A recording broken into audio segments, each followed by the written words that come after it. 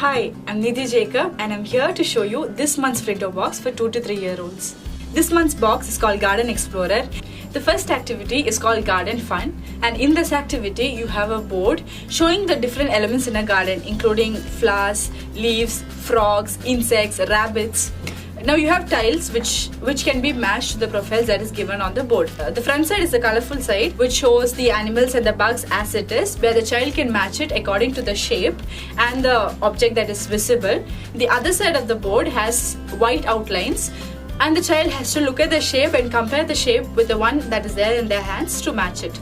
This activity enhances logical reasoning, pattern matching skills and vocabulary. The second activity is called Number Caterpillar. This activity comes with a board and tiles which are numbered. So it shows a big caterpillar with some parts of its body that are missing.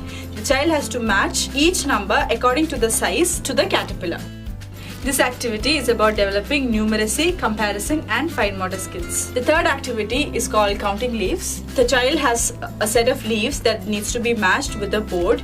The first according to the number that is given on the pot which carries the plant. They have to match the leaves to the profile while counting them. The plant with one on it will have one leaf, whereas the plant with two written on the pot will have two leaves.